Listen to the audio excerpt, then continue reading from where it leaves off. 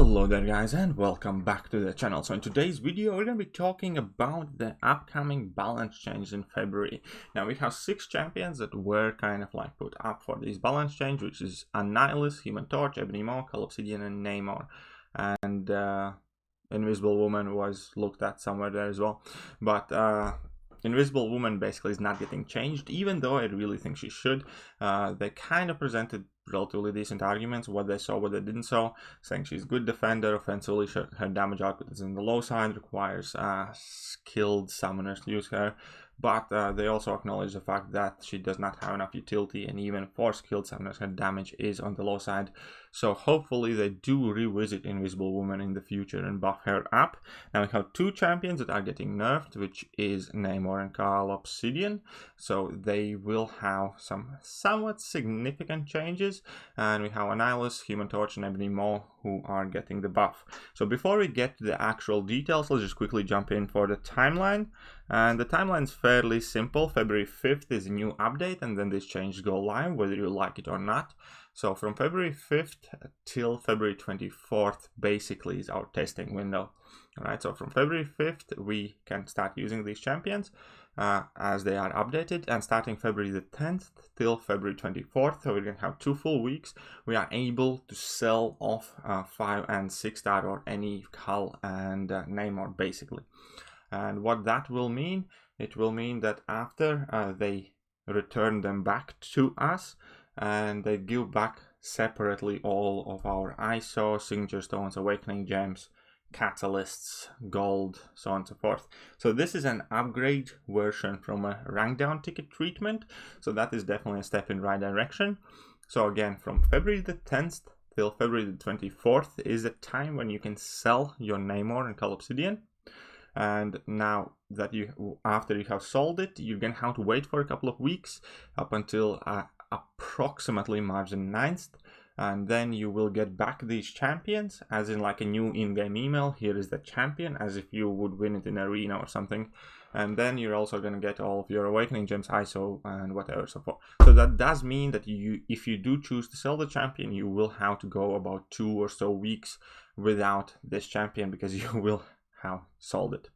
Right, so that is a quite simple bit there. And yeah, again, so this is a step in the right direction. It's definitely much better than just like your standard rank down treatment, which we got for like She-Hulk, for example. But still, it does not really satisfy the players. At least I don't think it should. It's a good thing, it's a step in the right direction, and we have to give credit where credit is due to Kabam. They are taking into consideration some of our complaints. However, one of the major issues is the idea itself that when I spent $1,000 going for Namor was because I was looking at the champion the way he was, and if he were balanced before, and if I would think he's not as good, I might not have done it. So there has to be a way to also kind of like give some sort of unit or crystal compensation back to the players for them to try and get it. But I do know that it is kind of like a lot more tricky to do it, because let's face it, we're never going to get our money back, but there should be some sort of like unit or crystal or something else that comes back from it, because you are making an educated decision when you choose to purchase these crystals. It's based on the champion as advertised, not as it potentially could be changed half a year later or 3 months later if it hits too hard or regens too much or whatever else. So if they want us to have some sort of sense of security, then they definitely do need to figure out something out there a bit further. But again, I'll leave that out. This isn't a rant video about that. So we have the timeline now. We have the 6 champions. So Invisible Woman is not getting changed, even though I really think she should.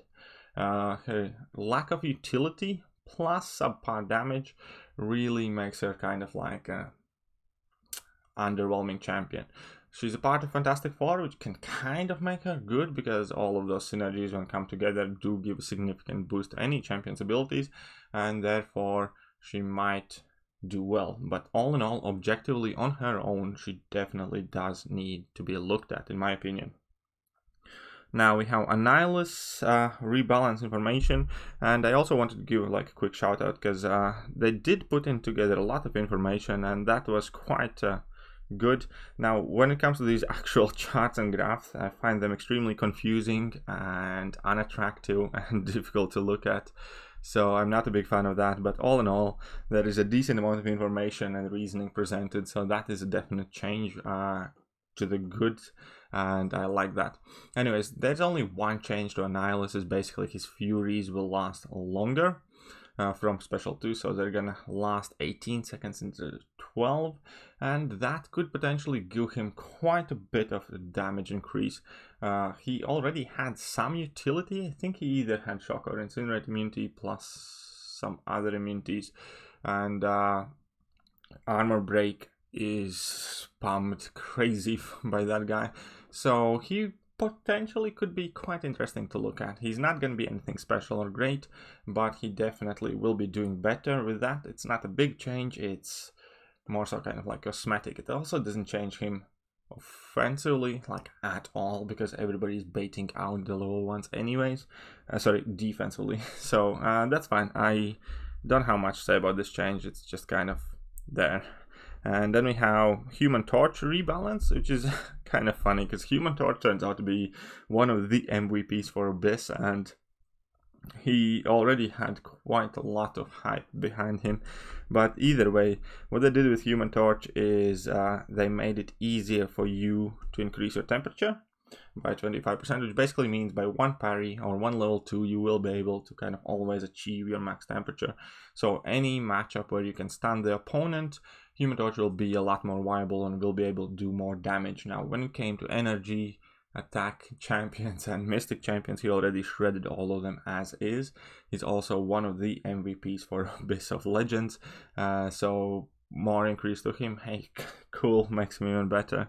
So that's definitely a good change and will help him out in more generic matchups, but let's face it, he's still not going to be your go-to option for fighting a random opponent. I don't know. He's still a specific kind of niche champion in my eyes, and that did not change that at all.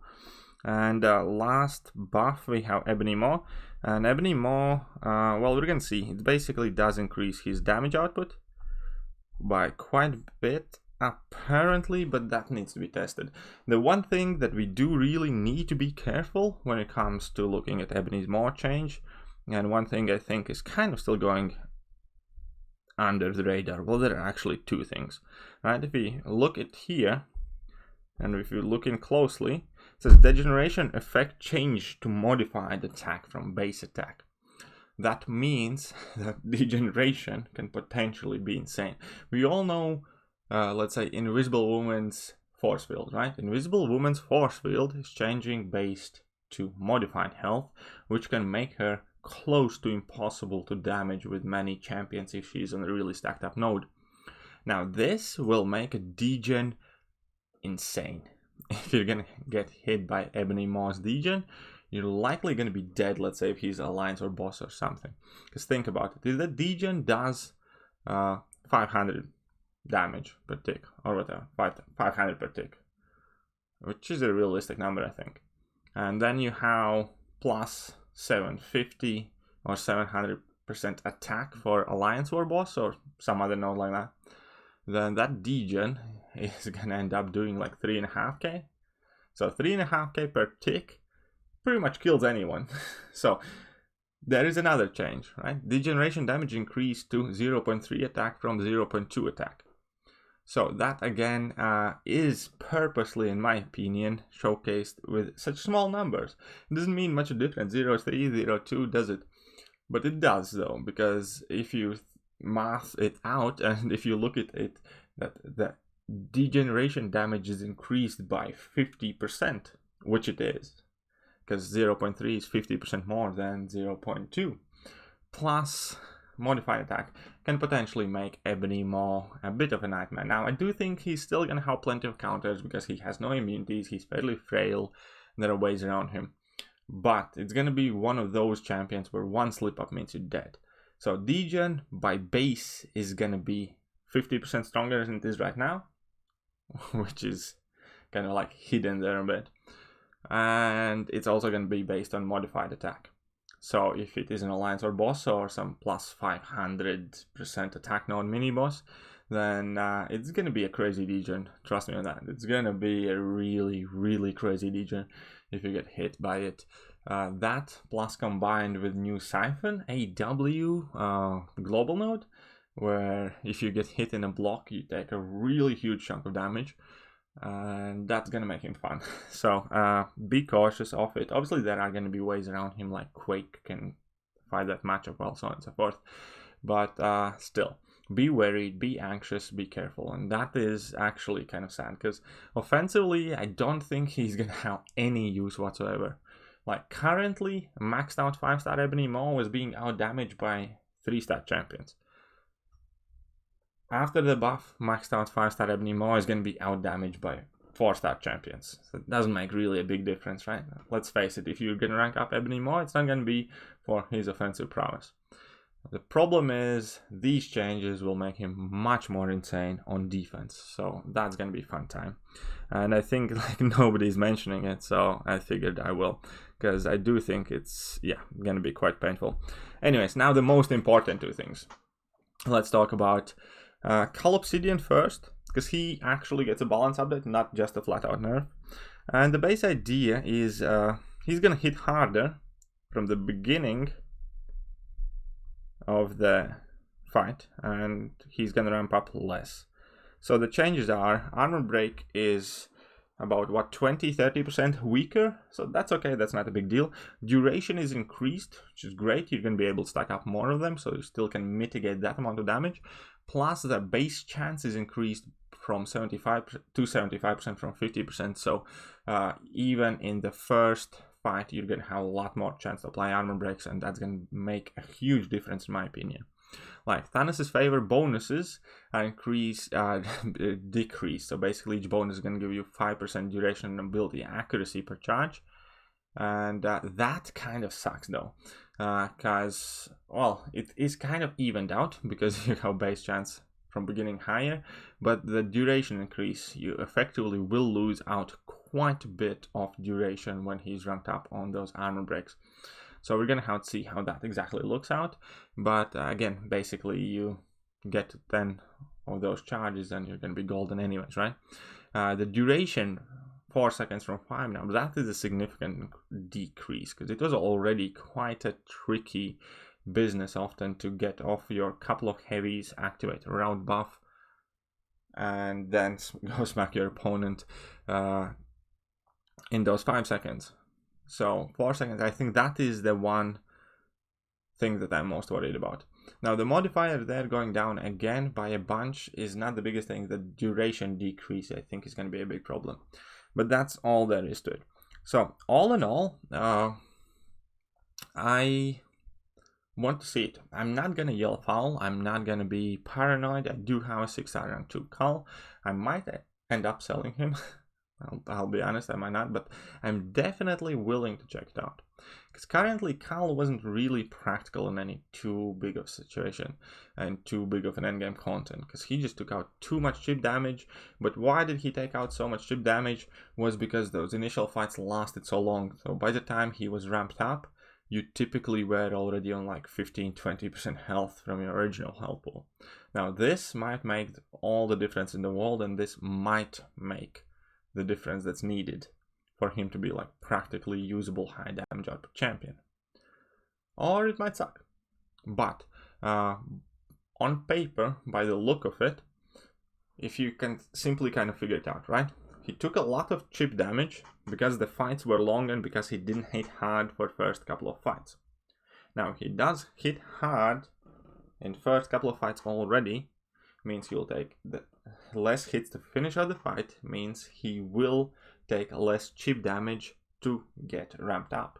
So that might potentially basically mean the entire difference and make him usable, just by making the initial fight shorter, and he might seem like he actually has more survivability. So again, I am interested in this. I think it is an actual reflection of what a balance change should be. I might not agree with reducing the duration of some things, but changing the modifiers and stuff like that, fair enough. I am open-minded. I'm willing to test it out. No objection whatsoever. So I will definitely be testing him out as soon as new update drops. I will be making videos and I will be giving my final verdict. But from the information presented to me, it does seem like he's going to be more practical of a champion. If it wouldn't be for the duration decrease, that is the thing that scares me right now. But all in all, I'm willing to give it a go. So that is as far as it goes to Cull. Now we're going to take a look at Namor. And Namor, and again, Namor's changes. So he has two changes. Basically, medium attacks have a higher chance to inflict bleed, much higher, double the chance. So that means you will be getting your enrage charges slower. What it also in exchange means your base attack and base damage will be higher as you get there. Right? So you will be able to generate these charges slower, which is fair enough. But they still generate by themselves in background as well. Keep that in mind. And that change in the frequency of the bleeds you're going to be applying, basically you're going to be applying the double the amount of bleeds of your mediums. So that is going to give him a quite substantial increase in his base damage output. And if anybody saw my Namor kind of critique video, that is exactly the kind of point why I hate playing Namor, because he hits like an absolute noodle before he gets level 3 in Fury. Sorry about that. So, with this change, he's actually going to get a damage increase. So, arguably, Kabam might call it a nerf. I like it. I like it. I like the idea of my Namor being less reliant on getting to level 3 and dropping level 3s or multiples of level 3s. Now, I do realize that majority of his damage is still going to be behind that level 3, but now in medium length fights, he still will do everything he did before, but he's going to finish them quicker. So I'm open to that change. On paper, it definitely looks like something I actually prefer, because, well, yeah, I prefer, because more damage from get-go is great. Simple as that. And regeneration on special active decrease from 6% of missing health to 3% of missing health. Well, that's a flat out nerf. Like, you can't say much about it. That sucks. I think it's unwarranted. I think it's uncalled for.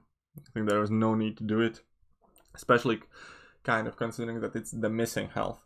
Because if he regens 6% of missing health, then typically that is in kind of situation where it's more useful in defense than offensively. Because offensively, champion most often goes from like being full health or close to full health to getting KO'd extremely quickly. Because if you play endgame content in 6.2 or Alliance War or whatever, you eat a combo or you eat 2 combos and you're dead. You do not gradually get chipped away in majority of the situations, especially with Namor, who can heal in between hits and so on and so forth. So I think it's a kind of like a redundant change. It's unpleasant to see, but it will not make much of an impact at all. Because yeah, you don't typically use this heal too much, I think.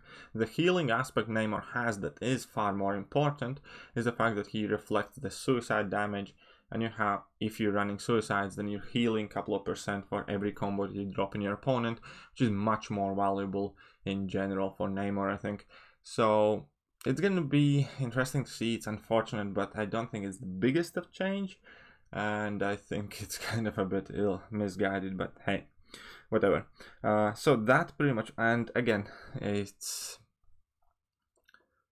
sucks to see one of our most used or favorite or whatever champions changed. It definitely does. I don't like it. I wish Kabam didn't do it. The changes put in front of us are not tragic. It's not the 12.0 Scarlet Witch nerf. It's not 12.0 Thor nerf. Not even close. They are somewhat slight alterations, with many of whom I definitely disagree or would call them uncalled for. At the same time, I'm willing to take a look. Like, as in Namor's case, I'm kind of willing to take a look at his damage from the baseline. They didn't change his signature ability, which was like the main thing that I care for. So I still think he's gonna be a great champion, and it hardly affects him at all. But we need to test that. In Cull's case, it's much more of a balance change when you tune the numbers. and I'm willing to take a look at that as well. I do not think it's going to be much worse. I am actually somewhat cautiously optimistic with both of these changes, and I have a feeling that I might actually like the champions somewhat better, at least in some aspects, after this change. Obviously, if I don't, I'll just sell them and look for other champions to invest my resources to. Yeah, that will pretty much do for today's video. This is what's getting changed for Cull and for Namor. That is what I think about it. And my kind of final conclusion for this announcement is that I am cautiously optimistic. I disagree with Ebony Maw change. I think it's a sly way of making a much more difficult defender. I want Invisible Woman to be changed. I think Annihilus rebalance will do nothing really for him, maybe give him slightly more damage, but will not make him a usable offensive option anyways. Human Torch change is unnecessary but welcome, because you know, hey, like, it's kind of like when you win a lottery and somebody hands you, no, it's when you win a lottery and then you walk out on the street and find $10 on the floor. Great, like, whatever.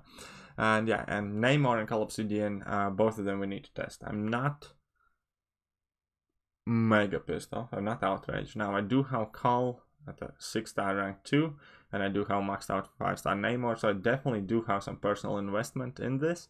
But with all of that, I'm still kind of interested to see where this is going to go, where these changes are going to lie. I do hope that this isn't kind of like too frequent of a topic for us. Though, because I wish they would just leave the champions alone, man. I really do. The life would be so much simpler. But can't get everything you wish for. So for now, let's wait till the next update. Let's check out the changes and let's draw our conclusions for ourselves. Let's not get in this panic mode. And that is gonna be it for today's video. I hope you guys enjoyed it. If you did, hit that like button, hit that sub button, hit all the buttons, and I'm gonna catch you guys soon. See ya.